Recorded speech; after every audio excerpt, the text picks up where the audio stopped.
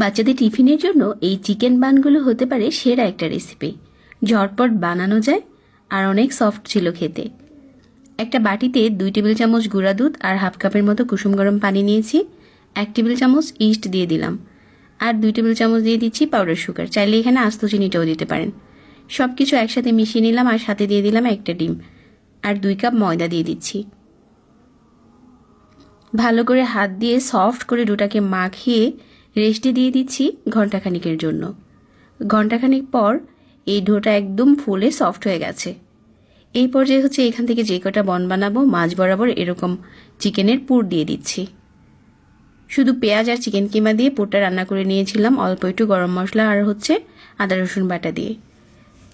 এভাবে করে সবগুলো বন বানিয়ে নিয়েছি আর কিছুক্ষণ রেস্টে দিয়েছিলাম। এখন এটা ফুলে উঠেছে। ঠিক এই পর্যায়ে হচ্ছে গরম তেলের উপরে দিয়ে চুলার আঁচ কমিয়ে ভাজতে হবে, তাহলে ভিতর থেকে খুব ভালো করে কুক হয়ে যাবে। অল্প আঁচে ভেজে নিয়েছি।